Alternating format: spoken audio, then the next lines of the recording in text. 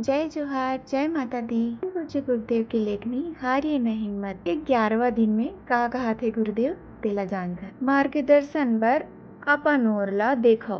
जिन व्यक्ति आत्म साक्षात्कार हो जाते वो ना तो दूसर के दोष देखते ना दूसर ला दोष देते और अपन आप ला अधिक शक्तिमान वस्तु साधन से चारों ओर घिरे हुए के बावजूद भी वो कोई कारण की अवहेलना नहीं करे। अहंकार घमंड ले उतना ही सावधान रहो प्रतीक पगलाए कुकुर ले। इसे तुमन जहर फिर जहर भरे सांप लनी छू इसने ही सिद्धि ले अलग रहो बचो।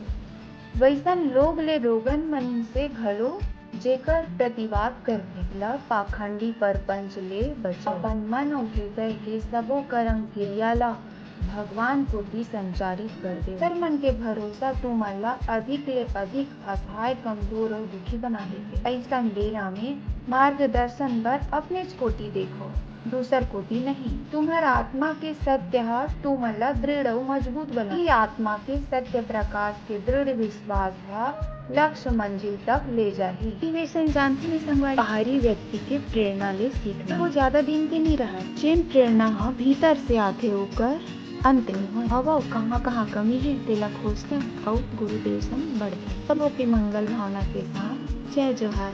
सब्सक्राइब करेला झन भूला।